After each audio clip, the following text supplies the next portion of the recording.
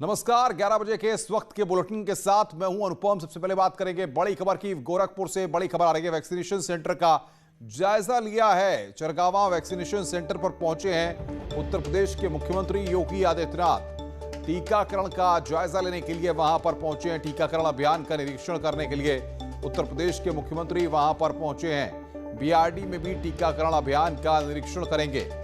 और फिलहाल ये तस्वीरें इस वक्त हम आपकी स्क्रीन पर आपको दिखा रहे हैं। गोरखपुर में वैक्सीनेशन सेंटर का जायजा लेने के लिए पहुंचे हैं। बीआरडी में टीकाकरण का निरीक्षण करने के लिए उत्तर प्रदेश के मुख्यमंत्री गोरखपुर के दौरे पर पहुंचे हैं। इससे पहले बनारस का दौरा मुख्यमंत्री कर चुके हैं। वाराणसी के दौरे पर जाकर वहां पर व्यवस्थाओं को उन्होंने देखा था और फिलहाल गोरखपुर में वैक्सीनेशन सेंटर का जायजा लेते हुए उत्तर प्रदेश के मुख्यमंत्री, ये तस्वीरें इस वक्त हम आपकी स्क्रीन पर आपको दिखा रहे हैं। चरगावा वैक्सीनेशन सेंटर पहुंचे हैं उत्तर प्रदेश के मुख्यमंत्री और टीकाकरण अभियान का निरीक्षण उत्तर प्रदेश के मुख्यमंत्री के द्वारा किया जा रहा है।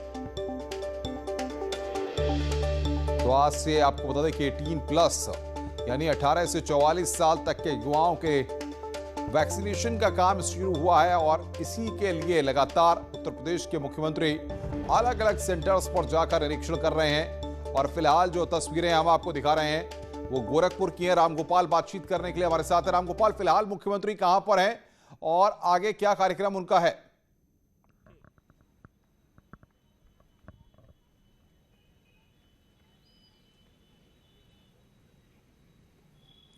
रामगोपाल, आपको मेरी आवाज मिल रही है?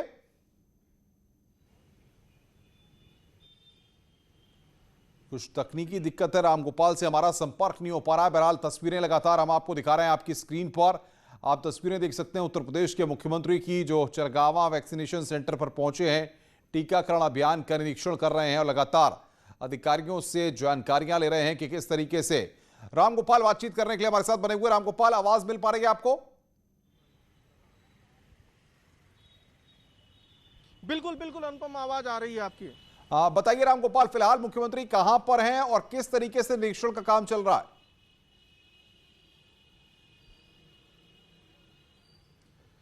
मुख्यमंत्री योगी आदित्यनाथ इस वक्त बीआरडी मेडिकल कॉलेज में प्रिंसिपल ऑफिस के बगल में बने जो हॉल है उसमें बैठे हुए हैं और अब से कुछ ही देर में जो है जो गोरखपुर और बस्ती मंडल की समीक्षा बैठक होनी है वो शुरू होनी है। इसमें गोरखपुर के अधिकारी तो मुख्यमंत्री के साथ हैं, लेकिन अन्य जो 6 जिले हैं, बस्ती, सिद्धार्थनगर, संत कबीर नगर, महाराजगंज, कुशीनगर और देवरिया के जो अधिकारी हैं वो ऑनलाइन मुख्यमंत्री से वीडियो कॉन्फ्रेंसिंग के माध्यम से जुड़ेंगे। और इस बैठक में जो जनप्रतिनिधि हैं गोरखपुर के वो भी मौजूद हैं। तो मुख्यमंत्री आज सिर्फ अधिकारियों से ही नहीं, जनप्रतिनिधियों से भी फीडबैक लेंगे कि किस तरीके से काम चल रहा है, यहाँ पे वैक्सीनेशन का काम चल रहा है या जांच का काम चल रहा है या कोविड का जो संकट आया उससे निपटने का किस तरीके से काम चल रहा है। उसके पहले मुख्यमंत्री योगी आदित्यनाथ, मैं इस वक्त चरगावा में ही खड़ा हूँ, इसी वैक्सीनेशन सेंटर पे वो आए थे और यहाँ पे मुख्यमंत्री ने जो है जाना कि किस तरीके से वैक्सीन लग रही है। खास बात यह है कि इस वैक्सीनेशन सेंटर पे 18 से 44 साल के लोगों को वैक्सीन लगाई जा रही है। तो यहाँ पे जब मुख्यमंत्री सबसे पहले उतरे हैं गाड़ी से तो उन्होंने जो वैक्सीन लगवाने के लिए लाइन में लोग खड़े थे उनसे बात की है और उसके बाद फिर वो अंदर गए और वहाँ पे वैक्सीन लगवाते हुए उनसे बात की, फिर स्टाफ से बात की और फिर अधिकारियों को दिशा निर्देश दिया कि वैक्सीनेशन में जो है वो तेजी लाई जाए और अधिक से अधिक लोगों को जल्द से जल्द वैक्सीन लगाई जाए। अनुपम, रामगोपाल, हम देख रहे थे कि बहुत सारे जो लोग वहां पर वैक्सीन लगवाने के लिए पहुंचे थे, मुख्यमंत्री ने उनसे भी बातचीत की है। और इसके बाद अब किन किन व्यवस्थाओं को, किन किन जगहों पर जाकर मुख्यमंत्री समीक्षा करेंगे वहां पर?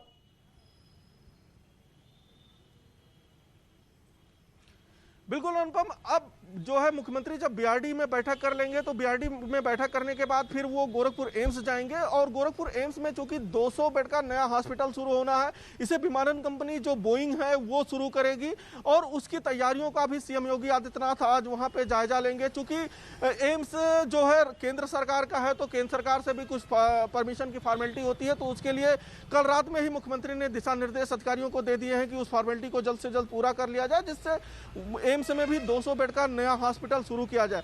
और मुख्यमंत्री योगी आदित्यनाथ उतना ही नहीं, अधिकारियों को साफ निर्देश दिया है कि जो ग्रामीण इलाके हैं वहां पे भी अब फोकस किया जाए और जो नए हॉस्पिटल बनाने हैं उसके लिए भी जगह की तलाश पहले से ही कर ली जाए। जैसे गोरखपुर में एक यहाँ पे SC/ST के लिए ISPCS की तैयारी कराने की कोचिंग चलती है, वहां पे भी संभावनाओं को तलाशा गया। साथ बिल्कुल बिल्कुल रामगोपाल, आप नजर बना के रखिए, आगे भी हम आपसे अपडेट लेते रहेंगे। रामगोपाल द्विवेदी हमारे संवाददाता इस वक्त की बड़ी खबर पर हमें अपडेट दे रहे थे। इधर वाराणसी से खबर है जहां पर आज बड़ी राहत मिल रही है। आज से शुरू होगा 750 बेड का अस्पताल। शाम 5 बजे से कोविड अस्पताल शुरू होगा। बीएचयू में डीआरडीओ ने इस अस्पताल को तैयार किया है। सबसे पहले 250 बेड के आईसीयू ब्लॉक शुरू होंगे। कल सीएम योगी ने आपको बता दें कि निरीक्षण किया था। बाद में L2 के 500 बेड पर भर्ती होंगे मरीज। कमांड सेंटर से मरीजों की भर्ती होगी। तो ये बड़ी खबर इस वक्त हम आपको बता रहे हैं। आज से कोविड अस्पताल शुरू होगा वाराणसी के लिए। यहां पर राहत वाली खबर है। डीआरडीओ का अस्पताल आज से शुरू हो रहा है। 750 बेड का यह अस्पताल बना है। और बातचीत करने के लिए उपेंद्र हमारे सहयोगी हमारे साथ सीधे जुड़ रहे हैं। उपेंद्र, बड़ी सौगात यहां पर है क्योंकि ऐसे समय में जब लोगों को ऑक्सीजन और बेड नसीब नहीं हो पा रहे हैं, वहां पर बड़े ही कम दिनों के अंदर वाराणसी में यह अस्पताल बनकर तैयार हुआ है।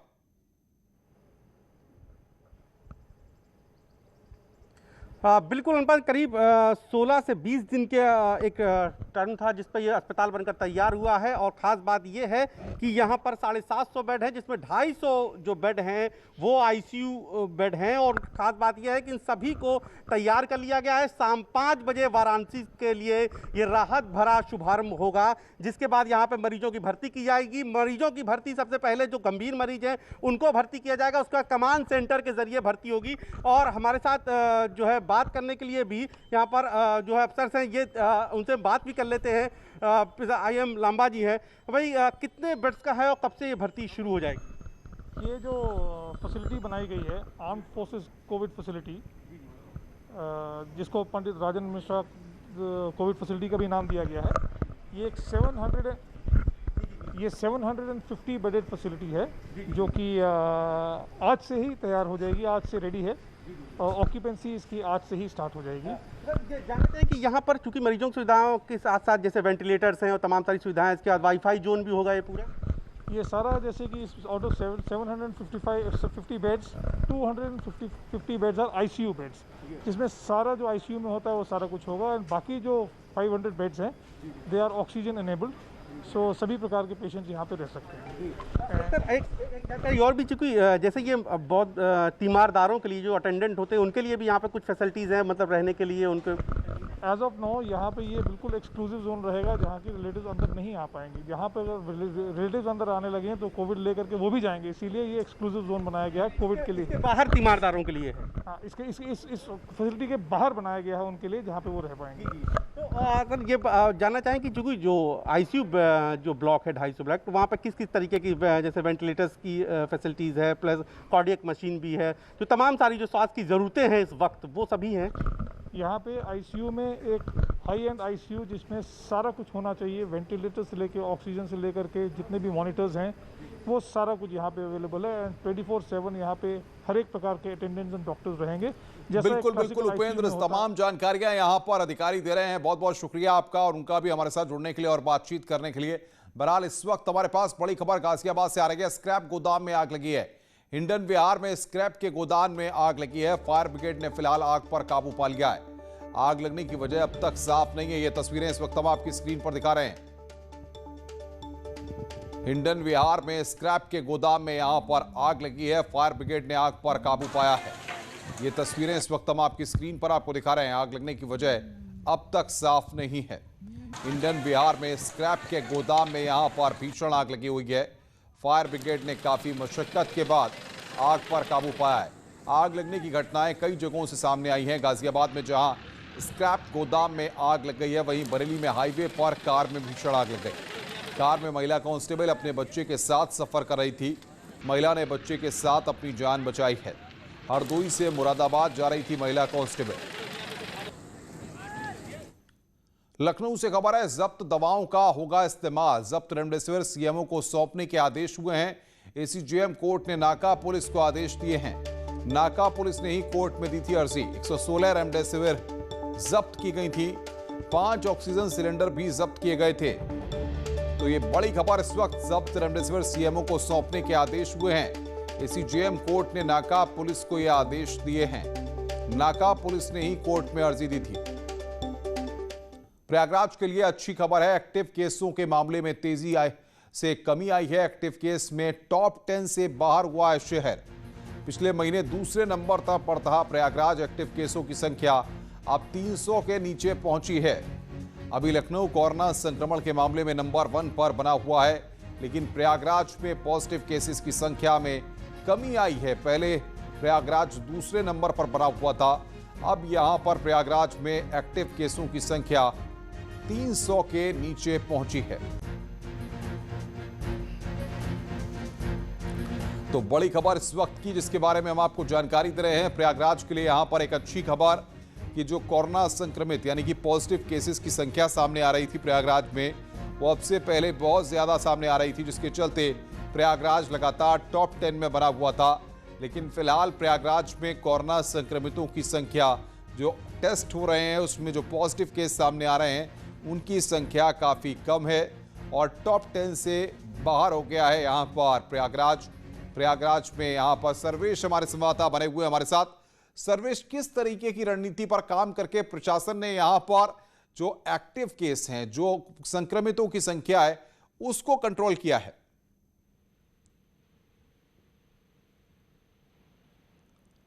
सर्वेश, आवाज मिल रही है आपको मेरी?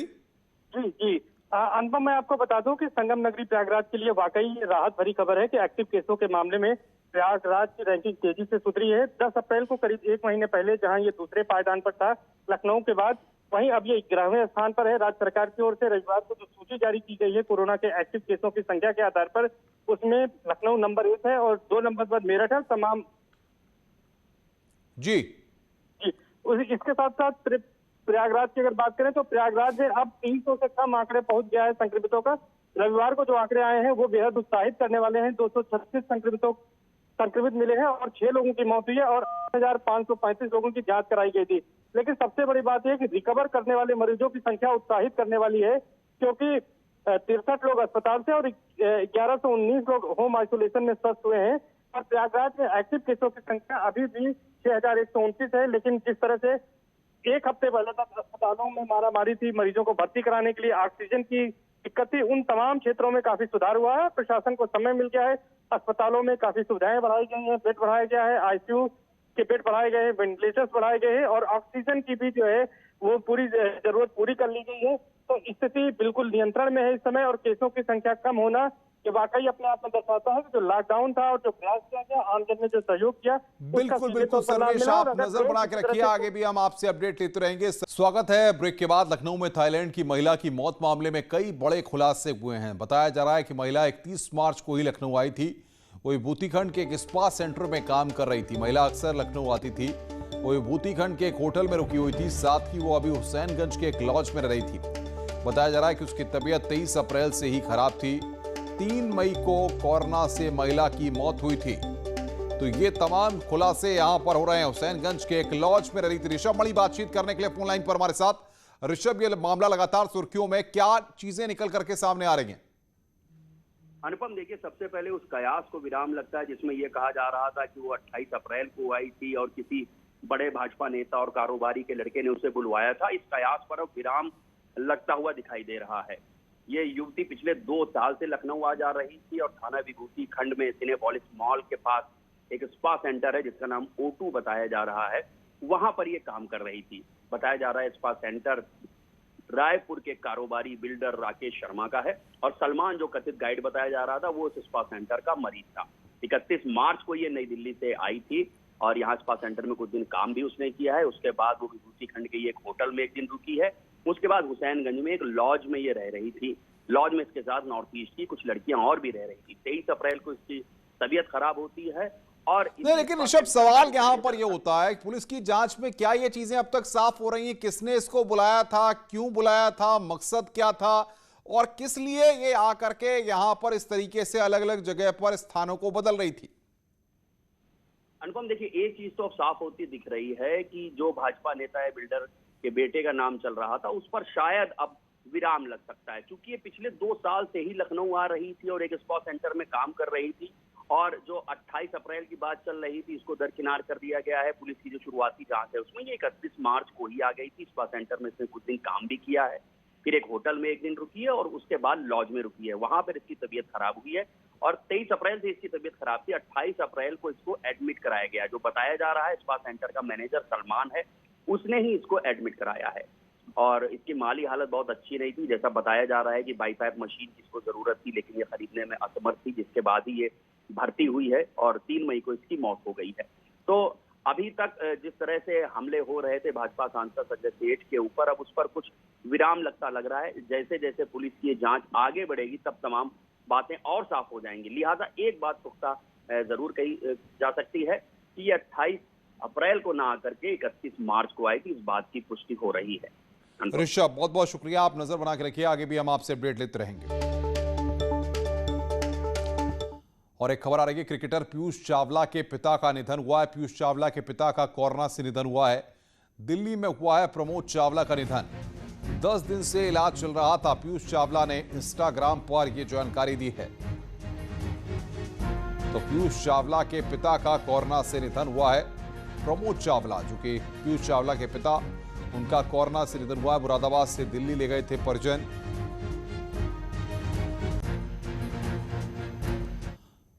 बड़ी खबर, पहलवान सुशील कुमार की मुश्किलें बड़ी हैं। सुशील कुमार के खिलाफ लुकआउट सर्कुलर जारी हुआ है।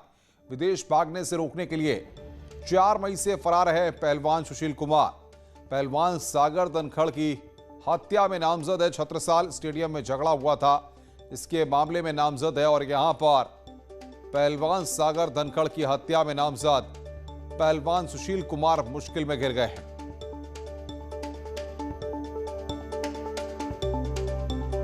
तो विदेश भागने से रोकने के लिए लुकआउट नोटिस यहां पर जारी किया गया है। 4 मई से फरार हैं पहलवान सुशील कुमार।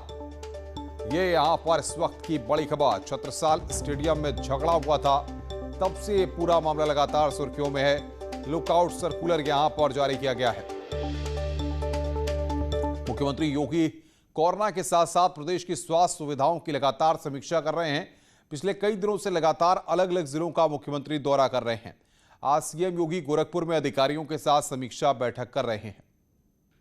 ये तस्वीरें इस वक्त हम आपकी स्क्रीन पर आपको दिखा रहे हैं। तमाम अधिकारियों के साथ, तमाम जो लोग अस्पतालों में कोविड वैक्सीनेशन कराने के लिए पहुंचे हैं, उनसे वहां पर मुलाकात करते हुए, बातचीत करते हुए, हालचाल लेते हुए मुख्यमंत्री।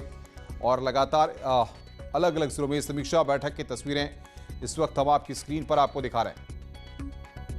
इससे पहले सीएम योगी ने गोरखपुर के चरगावा वैक्सीनेशन सेंटर का जायजा भी लिया। आज से उत्तर प्रदेश के 11 जिलों में 18+ कोविड वैक्सीनेशन शुरू हुआ है। जमीनी हालात जानने के लिए सीएम योगी वहां पर खुद पहुंचे हुए हैं।